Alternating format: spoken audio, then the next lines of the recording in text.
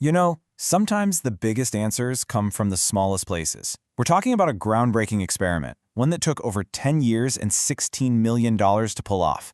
It holds the key to whether humanity can ever have a future in space. And right now, it's about to be lost forever. So today, let's get into what this research is all about, what's really at stake, and how we might be able to save it.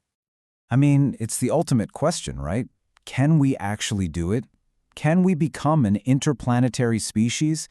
Build a real home on a planet like Mars? It's the dream that drives so much of space exploration. But getting there and staying there, well, that's a whole different story.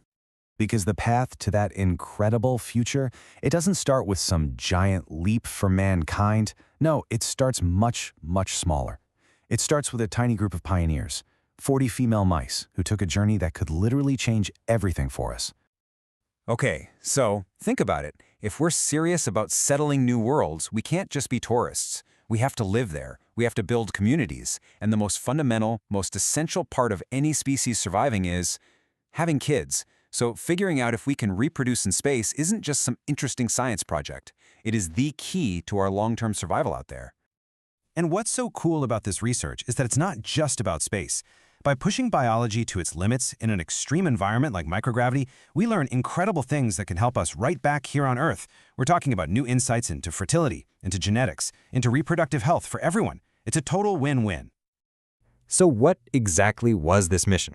Well, its official name was Rodent Research 20, and it was this massive, culminating effort to finally get some real answers to these huge questions about life beyond Earth. And listen, this was no overnight thing. The planning started way back in 2014. It took almost a decade of work before those 40 mice even got to launch to the International Space Station. They spent 42 days up there, returned to Earth, and then the really critical part began, studying not just them, but their children and their children's children. Just let that sink in for a second. More than a decade of work. Countless scientists, engineers, researchers, all pouring their careers into this one project, all to answer one of humanity's most important questions. The dedication here is just, wow. And yeah, it was a massive financial commitment too. $16 million. That's taxpayer money that went into making this happen. This was one of the biggest bets ever placed on the biology of space settlement. The stakes just could not be higher. So, after all that time, all that money, what did we actually learn? Well, the findings were nothing short of extraordinary. And, to be honest, they were also a little bit alarming. Now, this is where it gets really fascinating.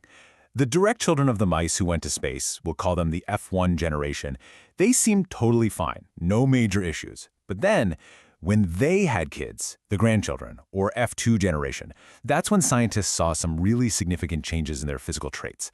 The effects of spaceflight basically skipped a generation. So that set of observable traits, that's what scientists call a phenotype. It's basically how you look and function based on your genes and the environment you're in.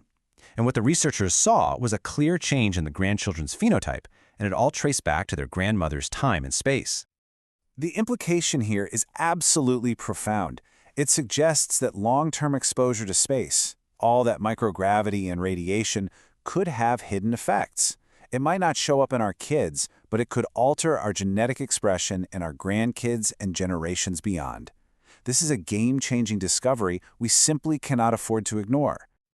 So, right at this incredible moment of discovery, with generations of priceless data just waiting to be studied, the story takes a sudden, tragic turn. And just like that, it was over. The researchers got the news that because of budget cuts, NASA couldn't extend their grant. The funding needed to take care of these one-of-a-kind animals and continue this vital research was gone. And believe me, this is not an isolated case. The proposed science budget for NASA is facing a staggering 47% cut. 47%! That threatens critical projects across the board. And Rodent Research 20, it was one of the first to go. The consequence of this is, well, it's brutal, and it's final.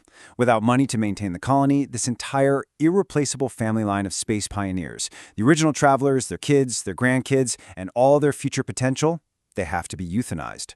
All that data, that massive investment, that 10-year head start, all of it just gone. But hold on. The story isn't over just yet, because when faced with this disaster, a group of scientists and space advocates decided to fight back. They've launched a desperate, last-ditch effort. It's truly a race against time to save the space mice.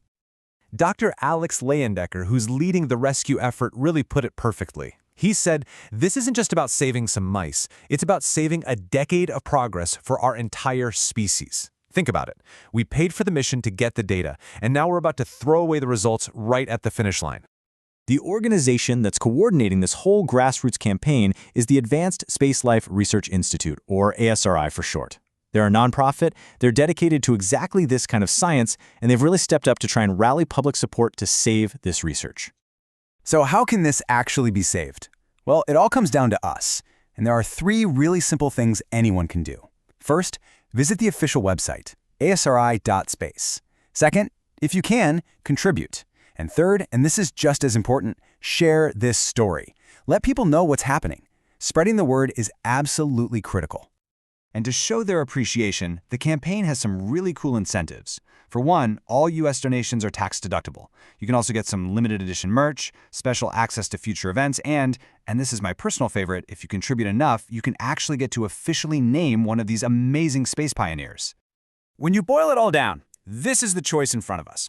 Inaction means we accept a 10-year setback in our journey to the stars. It means that $16 million investment is just wasted, and priceless genetic data is gone forever. But action? Action means we help secure humanity's future. We unlock medical insights for everyone, and we get to be part of a truly historic scientific rescue mission.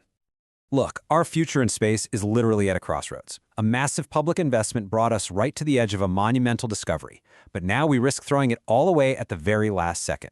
The future of this incredible research, and honestly, a small piece of our own future in space, is now in our hands. So, which path are we going to choose?